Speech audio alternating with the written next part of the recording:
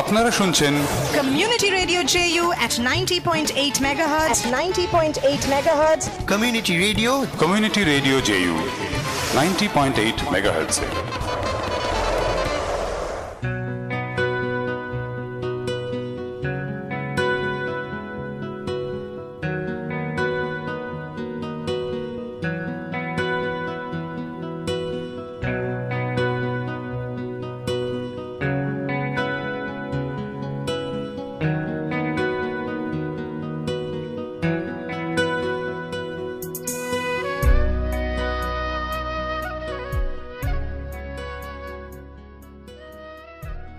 নমস্কার, শুনছেন community radio JU 90.8 megahertz. আপনাদের সঙ্গে রয়েছে মুখোমুখি অনুষ্ঠান নিয়ে আমি সত্যজিৎ।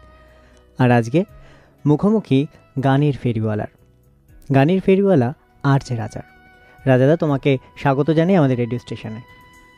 যারা যারা এখন শুনছে বন্ধুরা, তাদের সকলকেই আমি আমার তরফ থেকে অনেক শুভেচ্ছা জানাই, অনেক ভালোবাসা। রেডিওতে আজকে এসছো আমাদের এখানে, তোমার কাছে এটা একেবারে খুব পরিচিত একটা কাজ। সেটা কতদিন ধরে শুরু হলো কাজটা? কতদিন ধরে? এখন হিসেব করলে প্রায় আর কয়েক মাস কাটালেই 9 বছর। আচ্ছা, এই যে এই পেশায় যে এলে, সেটা কি ছোট থেকেই ঠিক করে নিয়েছিলে? একেবারেই নয়, হঠাৎ করে। এই ছোটবেলাটা ঠিক কেমন ছিল তাহলে? ছোটবেলাটা কি হতে চাইতে? কিছু হতে চাইনি, এখনও ঠিক খুব একটা কিছু হতে চাই তা নয়। আমি লাইফটাকে ওইভাবে দেখি না, যা হয় সেটাই ভালো হয়। মানে ছোটবেলাটা একটু বলো না, কেমন ছিলে তুমি? ছোটবেলাতে আমি বাড়িতে থাকতাম, খুব একটা মিশতাম ঠিকতাম না, কথা বলতাম না, প্রচুর বই পড়তাম, গান শুনতাম, ভয় পেতাম, একটু মানে কি বলবো, মুখ চড়া ব্যাপারটা ছিলাম আর কি। আমার স্কুল আমাকে অনেক কিছু শিখিয়েছে, তখন শিখতাম চুপচাপ, স্কুলেও খুব একটা পারফর্ম করিনি। আর তারপর বড় হলাম যখন, তখন এই এতদিন ধরে যা চুপচাপ ছিলাম, এবার একটু কথা বলতে শুরু করলাম। আর এই কথা বলাটা যে শুরু করলে, সেটা তখন কি কলেজ 11 ক্লাস 11 থেকেই। মানে হাতে মাইক্রোফোন নিয়ে নাকি? না, মাইক্রোফোনটা ক্লাস 12 এর পরে এরকম সময়। মানে প্রথম কি বললে, কবিতা বললে নাকি অ্যাঙ্কারিং দিয়ে শুরু করলে? না, প্রথম বলা কবিতা। তার মানে প্রথম প্রেমটা বোধহয় কবিতার প্রতিই ছিল। হ্যাঁ, মানে প্রথম, দ্বিতীয়, তৃতীয় সব প্রেমই কবিতা। আচ্ছা, এবারে তোমার সঙ্গে তো কবিতার প্রেম প্রথম, দ্বিতীয়, তৃতীয় সবটাই যখন কবিতার প্রেম রয়েছে, তাহলে একটা কবিতাই শুনি তোমার থেকে। কবিতা কি শোনাবো? তোমার প্রথম প্রেম। তাহলে একটা প্রেমের কবিতাই শোনাই, কিন্তু কবিতাটার নাম হচ্ছে ব্যর্থ প্রেম, সুনীল গঙ্গোপাধ্যায়। প্রতিটি ব্যর্থ প্রেমই আমাকে নতুন অহংকার দেয়। আমি মানুষ হিসেবে একটু লম্বা হয়ে উঠি। দুঃখ আমার মাথার চুল থেকে পায়ের আঙুল পর্যন্ত ছড়িয়ে যায়। আমি সমস্ত মানুষের থেকে আলাদা হয়ে এক অচেনা রাস্তা দিয়ে ধীর পায়ে হেঁটে যাই। সার্থক মানুষদের আরও চাই মুখ আমার সহ্য হয় না। আমি পথের কুকুরকে বিস্কুট কিনে দিই, রিক্সাওয়ালাকে দিই সিগারেট। অন্ধ মানুষের সাদা লাঠি আমার পায়ের কাছে খসে পড়ে। আমার দুহাত ভর্তি অঢেল দয়া। আমাকে কেউ ফিরিয়ে দিয়েছে বলে গোটা দুনিয়াটাকে মনে হয় খুব আপন। আমি বাড়ি থেকে বেরোই নতুন কাঁচা প্যান্ট শার্ট পরে। আমার সদ্য দাড়ি কামানো নরম মুখখানিকে আমি নিজেই আদর করি খুব গোপনে। আমি একজন পরিচ্ছন্ন মানুষ, আমার সর্বাঙ্গে কোথাও একটুও ময়লা নেই। অহংকারের প্রতিভা জ্যোতির বলয় হয়ে থাকে আমার মাথার পিছনে। আর কেউ দেখুক বা না দেখুক, আমি ঠিক টের পাই। অভিমান আমার ওষ্ঠে এনে দেয় স্মিত হাস্য। আমি এমনভাবে পা ফেলি যেন মাটির বুকেও আঘাত না লাগে। আমার তো কারুকে দুঃখ দেবার কথা নয়। তুমি প্রথম প্রেমের কথা বললে, এবং সেই প্রথম প্রেমই নাকি ব্যর্থ প্রেম। প্রথম প্রেম তো ব্যর্থই বেশিরভাগ ক্ষেত্রে হয়। আচ্ছা, তারপর যেই প্রেমটা সার্থকতা পেল, সেই প্রেমটা কি ছিল? সেই প্রেমটা তো এই নিজেকে ভালোবাসা, যেটা সবসময় সার্থক। নিজেকে যদি ভালোবাসা যায়, আমার মনে হয় পৃথিবীতে ভালো থাকা যায়। নিজেকে ভালোবাসা মানে যে খুব সেলফিশ এটা নয়।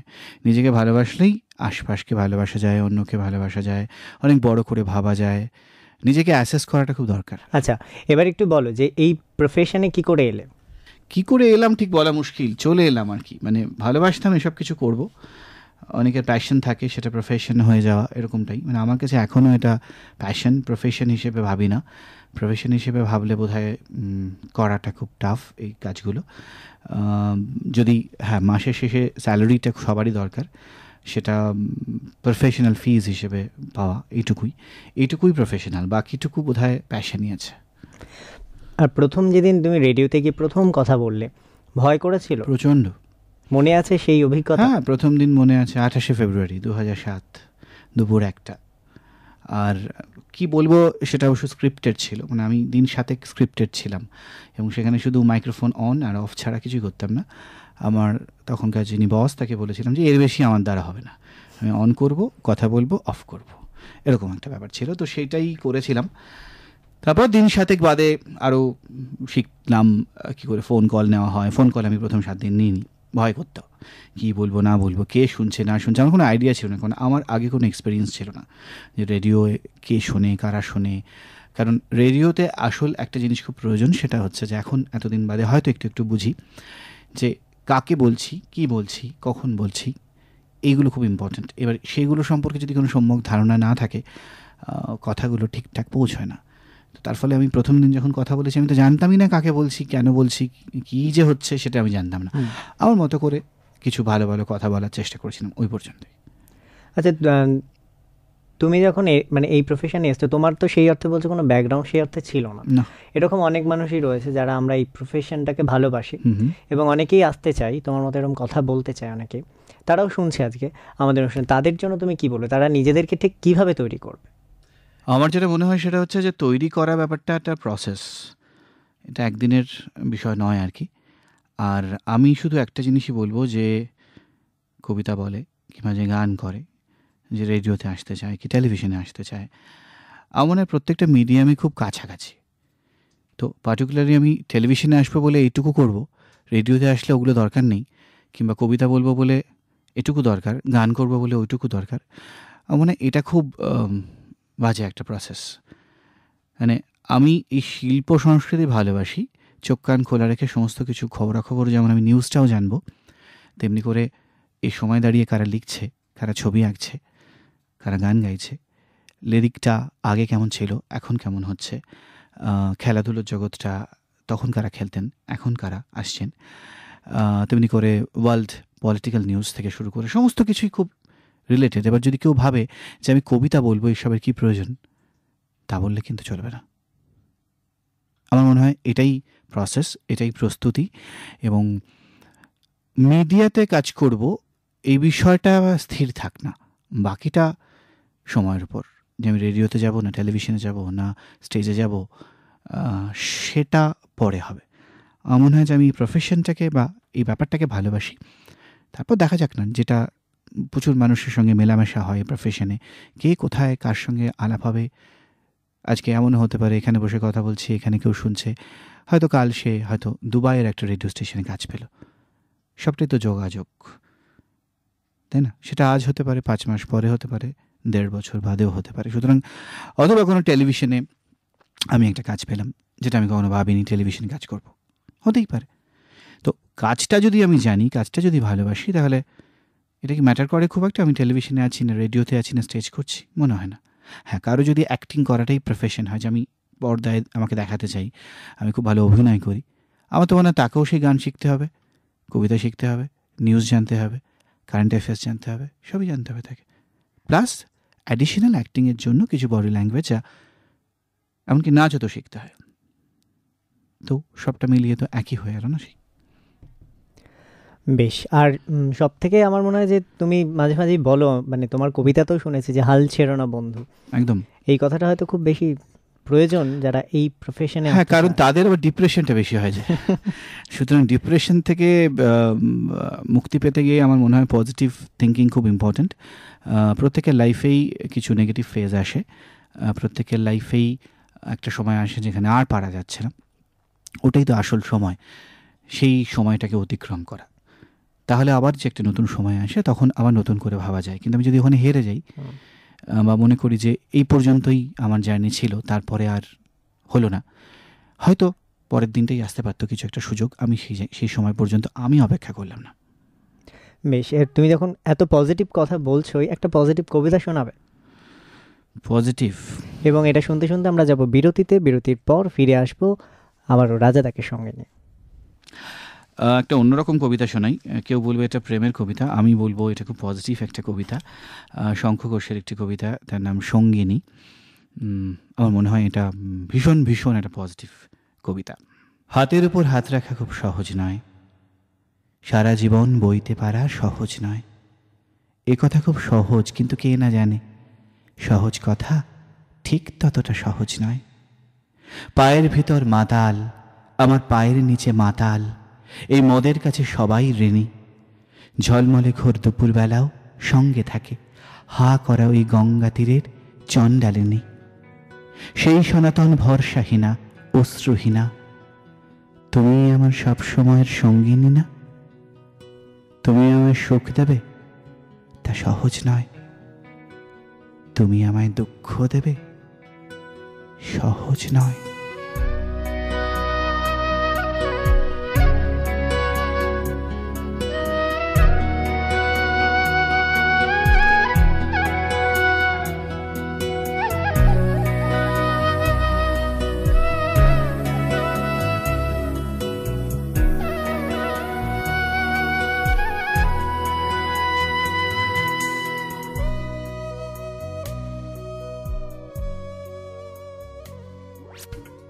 নমস্কার, আমি সব্যসাচী চক্রবর্তী। আপনারা শুনছেন 90.8 JU radio, community radio. JU radio 90.8-এ আমরা মাঝে মাঝেই শুনে থাকি। আমি আশা করব যে আপনারাও শোনেন। এবং রেডিও শোনাটা নিজের মস্তিষ্কের পক্ষে খুবই ভালো, কারণ আমার ব্যক্তিগতভাবে আমার মনে হয় যে শুধুমাত্র ছবি বই দেখার সময়টা শেষ হয়ে গেছে। সেটা ছোটবেলাকার সময়। যদি বড় হয়ে থাকেন, যদি বুদ্ধি বিবেচনা ব্যবহার করার ইচ্ছে থাকে, তাহলে বই পড়ুন, রেডিও শুনুন। শুনতে থাকুন 90.8 JU কমিউনিটি রেডিও। আপনারা শুনছেন Community Radio JU at 90.8 megahertz. 90.8 megahertz. Community radio JU 90.8 megahertz.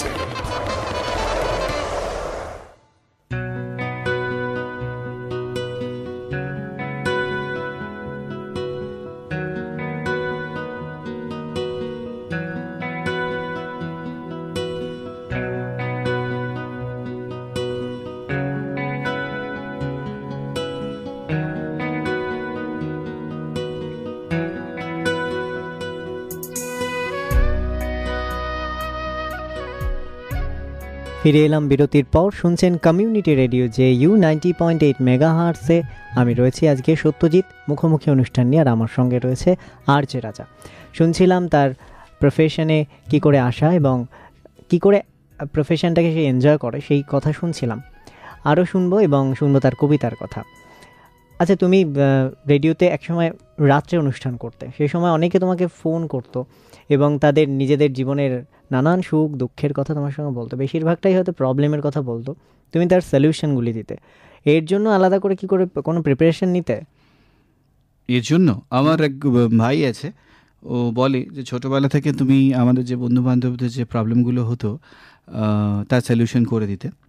তখন পয়সা পেতে না, এখন রেডিওতে একই কথা বলো, এখন পয়সা পাও।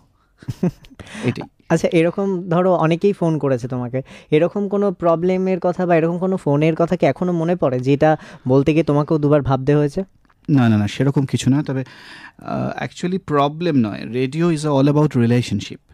রেডিওটাকে যারা ঠিক ভালো করে ভালোবাসে তারা, মানে রেডিওর ওপারে এপারে দু দিক থেকেই বলছি, যে কোনো একজন সফল রেডিও প্রেজেন্টার এই কথাটা মানবেন যে তার সঙ্গে তার যে শুনছে যারা, মানে শ্রোতা, তাদের সঙ্গে যে সম্পর্কটা তৈরি হয়, উল্টো দিক থেকে যারা শ্রোতা তাদের সঙ্গে রেডিও প্রেজেন্টারের যে সম্পর্কটা তৈরি হয়, ওটাই মূল কথা।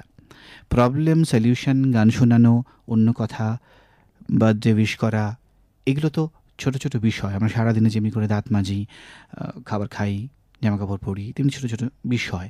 কিন্তু একটা গোটা দিন ভালো কাটলো, এটা কিন্তু পুরো রেডিও প্রোগ্রামটা এবং সেই RJ এবং শ্রোতা দুজনের দিক থেকেই একটা মেলবন্ধন তৈরি করা। একজন রেডিও প্রেজেন্টার একা কি কখনো একটা অনুষ্ঠান ভালো করতে পারে? আমার মনে হয় না। যদি না সেরকম শ্রোতা থাকে। যে কোনো আমরা যখন স্টেজে কাজ করি কি বলি আমরা, ভালো শ্রোতা পেলাম, ভালো দর্শক পেলাম বলি তো, তখন সেটা খুব ইম্পর্টেন্ট। এটা খুব ভালো নাটক হয়ে গেল, শ্রোতা দর্শক নেই বা কিছু বুঝলো না, সেই নাটককে কি সফল নাটক বলা যেতে পারে? বলা যায় না। একটা প্রযোজনা সফল হয় যখন আমরা সেটার দর্শক বা শ্রোতার কাছ থেকে ভালো মানে একটা জায়গা পাই। এবার আমার মনে হয় শ্রোতাকেও গুরুত্ব দেওয়াটা প্রচণ্ড ইম্পর্টেন্ট। তাকে যদি তুমি গুরুত্ব দাও, সে যখন বুঝবে যে আমার কথাও সে শোনে, মানে যে বলে সেই বলে যায়, এইটাই আমার রেডিও জকিংয়ের ক্ষেত্রে এটা তেমন একটা অবজেকশন আছে।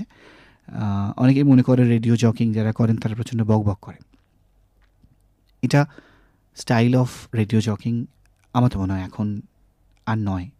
যারা সেই রকম লিসেনার, যারা সাইলেন্ট লিসেনার, এটা একটা রেডিওর পরিভাষা আছে, এটা নিশ্চয়ই তুমি জানো। সেটা হচ্ছে যে রেডিওতে যারা কথা বলেন তারা একটা খুব লিমিটেড পার্সেন্টেজ, মানে প্রায় 95% লোকেরা কথা বলে না, তারা শোনে। তারা কিন্তু অ্যাক্টিভ লিসেনার নয়, প্যাসিভ লিসেনার। তো আসলে তুমি যদি 95% লোককে যারা চুপচাপ শোনে তাদের কথা ভেবে কথা বলো, রেডিও কিন্তু এত কথা বলার জায়গা নয়। রেডিও শোনানোর, ফিল করানোর সেই জায়গাটা, যেটা তারা, সেই কারণেই তুমি জনপ্রিয় হচ্ছ। আবার এরা কি করছে? এরা তোমার অনুষ্ঠানটাকে ভরিয়ে তুলছে, তুমি যেটাকে বলছো সেটাকে এগিয়ে দিচ্ছে, তারাও একটা পার্ট হয়ে যাচ্ছে অনুষ্ঠানের। বাকি যারা, তারা কিন্তু শুধু রেডিও জকিকে শুনছে তা না, তারা বলে বা অনুষ্ঠানে না ভালো ভালো কলার আসে। এই কথাটা আসে কেন আসে? কারণ যারা চিঠি লিখছে তারা এত অসাধারণ চিঠি লেখে, যারা ফোন করছেন তারা এত সুন্দর মতামত দিচ্ছেন, বা যারা মেসেজ করছেন, তার মানে সবটা মিলিয়ে কিন্তু হলো। শুধু একজন রেডিও জকি হলো না। তোমার দায়িত্ব হচ্ছে সেই জায়গাটাকে তৈরি করা, অর্থাৎ আমি এবং আমার সেই সমস্ত শ্রোতারা এবং আমার গান এবং এই পুরোটা মিলিয়ে কিছু মোমেন্টস ক্রিয়েট করা। আমি প্রতিদিন শুরুতেই বলি যে চলো তুমি আর আমি এইবার এই 2 ঘন্টায় কিছু মুহূর্ত তৈরি করো, কি হবে আমিও জানি না, এভাবেই একটা অনুষ্ঠান। আর একটা প্রশ্ন তোমাকে করতে ইচ্ছে করছে, যে তোমার সঙ্গে কবিতাটা একেবারে খুব বেশি করে জড়িত, কবিতাটা কতটা হেল্প করে এই রেডিওতে কাজ করতে গেলে? না, রেডিওতে কাজ করার সঙ্গে হেল্প করার কবিতার কোনো সম্পর্ক নেই। কবিতাটা একটা আলাদা বিষয়। সবার ক্ষেত্রে যে কবিতাটা প্রয়োজনীয় হয়ে উঠবে তা নাও হতে পারে, কিন্তু আমার যেটা মনে হয়েছিল যে কবিতা গানের মতোই জনপ্রিয় হওয়ার মতো ক্ষমতা রাখে। তাই জন্য আমি প্যারালেলি রেডিওতে, আমি খুব দাবি নিয়ে বলতে পারি, কমার্শিয়াল রেডিওতে কবিতা আমি প্রথম আনি। তো সেই হিসেবে আমার মনে হয়েছিল প্রতিদিন একটা করে কবিতা যদি আজকে বাজে লাগতো, তাহলে নিশ্চয়ই যারা আমার বস বা দায়িত্বে যারা ছিলেন তারা নিশ্চয়ই সেটাকে সরিয়ে দিতেন। সেটা যদি তারা সরাননি, এবং এটা সবচেয়ে জনপ্রিয় একটি স্লট, রেডিওর ভাষাতেই বলি, তৈরি হয়েছিল যে সময়, মানে আমার গোটা অনুষ্ঠানটা যারা শুনতে পাচ্ছেন না তারা জানতেন যে দুপুর 3টের সময় কবিতা বলি, তখন, এখন দুপুর 2টোয় বলি, তারা কিন্তু ওইটুকু শোনার জন্য অপেক্ষা করতো। শুধু প্রচুর মানুষের কাছে ওইটুকু রেকর্ডিং আমি দেখেছি, যে যারা কবিতাটাকে রেকর্ডিং করে রেখেছে। তাই যদি হতো তাহলে সেই মানুষগুলো কিন্তু অনেক দূর দূরান্তে থাকেন, সুন্দরবন থেকে শুরু করে ওদিকে মেদিনীপুর, এদিকে হাওড়া, হুগলি, আবার শহর কলকাতা, সল্টলেক আইটি সেক্টরের অফিসে বসেও রেকর্ডেড হয়েছে বহু কবিতা। তার মানে কবিতার জনপ্রিয়তা কিন্তু আছে, কিন্তু তাকে ঠিকঠাকভাবে প্রেজেন্ট করতে হবে আজকের মতো করে, অর্থাৎ এই 2015-তে দাঁড়িয়ে যেমনি করে বলা উচিত তেমনি করে। বেশ, তাহলে এত কবিতার কথা হচ্ছে, আর একটা কবিতা শুনি। কবিতা শোনাবো? আচ্ছা বেশ, শুরুর দিকের একটা ভীষণ আমার প্রিয় কবির কবিতা বরং শুনিয়ে দিই। বুকের মধ্যে বৃষ্টি নামে, নৌকা টলমল, কুল ছেড়ে আজ অকুলে যাই, এমনও সম্বলও নেই নিকটে, হয়তো ছিল বৃষ্টি আসার আগে, চলত শক্তিহীন হয়েছি, তাই কি মনে জাগে পোড়ো বাড়ির স্মৃতি আমার স্বপ্নে মেশা দিনও, চলত শক্তিহীন হয়েছি, চলত শক্তিহীন। বৃষ্টি নামলো যখন আমি উঠোন পানে একা, দৌড়ে গিয়ে ভেবেছিলাম তোমার পাবো দেখা, হয়তো মেঘে বৃষ্টিতে বা শিউলি গাছের তলে আজানু কেশ ভিজিয়ে নিচ্ছ আকাশ ছেঁচা জলে, কিন্তু তুমি নেই বাহিরে, অন্তরে মেঘ করে, ভারী ব্যাপক বৃষ্টি আমার বুকের মধ্যে ঝরে, ভারী ব্যাপক বৃষ্টি আমার বুকের মধ্যে ঝরে। শক্তি চট্টোপাধ্যায়। কবিতার শুরুটা তোমার নিশ্চয়ই কারো হাত ধরে হয়েছিল, মানে কারো কাছে শিখতে নিশ্চয়ই, সেটা যদি একটু বলো। কবিতা শেখা বলতে মানে একদম প্রাতিষ্ঠানিক শেখা যেটাকে বলে, সেটা জগন্নাথ বসুর কাছে আমার শুরু হয়। তারপর আমি আমার অফিসের কারণে, তখন আমি বিভিন্ন প্রাইভেট কোম্পানিতে চাকরি করতাম, তখন আমি ওটা কন্টিনিউ করতে পারি না। তো জগন্নাথকে বলি যেটা পারছি না আসতে। তখন সতীনাথ দা, মানে সতীনাথ মুখোপাধ্যায় একটা ক্লাস শুরু করবেন জানলাম, সেখানে তারপর যাওয়া, সেখানে দীর্ঘকাল সতীনাথ দার সঙ্গে একটা কবিতা নিয়ে অ্যাসোসিয়েশন তৈরি হওয়া আর কি। আচ্ছা, রেডিওতে তোমার একটা খুব জনপ্রিয় অনুষ্ঠান রয়েছে রবীন্দ্রনাথ ঠাকুরকে নিয়ে, আমার রবীন্দ্রনাথ। সেই অনুষ্ঠানে নিশ্চয়ই অনেক স্মরণীয় অভিজ্ঞতা রয়েছে, সেটা দিয়ে আজকের অনুষ্ঠান আমরা শেষ করব শুনতে শুনতে। স্মরণীয় অভিজ্ঞতা বলতে প্রচুর মানুষ এসছেন, মানে একেবারে স্টলওয়ার্স যারা রবীন্দ্রনাথের গান কবিতায়, তারাও এসছেন। আমার একেবারে নতুন যারা এই প্রজন্ম, যারা গাইছেন, যারা অ্যাকোস্টিক গিটার নিয়ে রবীন্দ্রনাথ শোনাতে চায়, তারাও আসছে। তো প্রত্যেকের অভিজ্ঞতা, রবীন্দ্রনাথকে ঘিরে তাদের জীবনের সঙ্গে কীভাবে জড়ে থাকা রবীন্দ্রনাথ, সেই সব মিলিয়ে এই অনুষ্ঠান।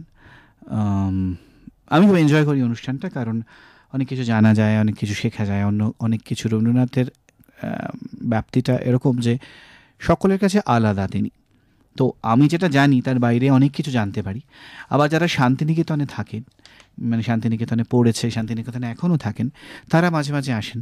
এমনকি বাংলাদেশের অনেকে যারা ওখান থেকে এই দেশে এসছেন, তাদের কাছে রবীন্দ্রনাথ আর এক রকম। এই সব ব্যাপার স্যাপারগুলো কিন্তু বেশ মানে ইন্টারেস্টিং, খুব, এটুকু বলতে পারি। আর রবীন্দ্রনাথের কথা হলো যখন, আমরা আজকের অনুষ্ঠানের প্রায় শেষ মুহূর্তে এসে গেছি, একটা রবীন্দ্রনাথের কবিতা দিয়ে আজকের অনুষ্ঠানটা শেষ করব। আমার প্রিয় কিছু লাইন্স শোনাই, যেটা রবীন্দ্রনাথের, আমার কাছে মনে হয় এটা আমার লাইফের প্রিন্সিপাল। রবীন্দ্রনাথের কবিতা হিসেবে সেটাকে আমি কখনো উচ্চারণ করি না। একটা ছোট অংশ সেটাই শোনাচ্ছি। তোমার মাপে হয়নি সবাই, তুমিও হওনি সবার মাপে। তুমি মরো কারো ঠেলায়, কেউ বা মরে তোমার চাপে। তবু ভেবে দেখতে গেলে এমনি কিসের টানাটানি। তেমন করে হাত বাড়ালে সুখ পাওয়া যায় অনেকখানি। আকাশ তবু সুনীল থাকে, মধুর ঠেকে ভোরের আলো।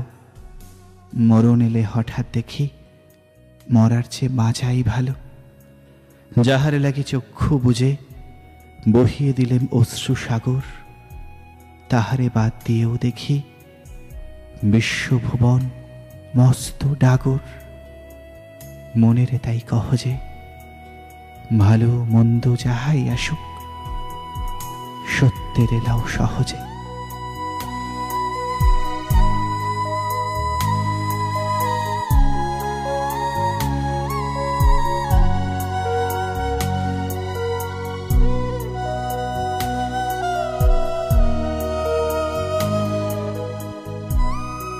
কেমন লাগলো আমাদের অনুষ্ঠান, কেমন লাগলো আজকের আমাদের অতিথিকে? আপনারা জানান আমাদেরকে ফোন করুন 24146060 এই নাম্বারে। আমাদেরকে মেল করুন radioju@gmail.com। ফেসবুকে আসুন www.facebook.com/radioju। সঙ্গে থাকুন, শুনতে থাকুন রেডিও জেউ।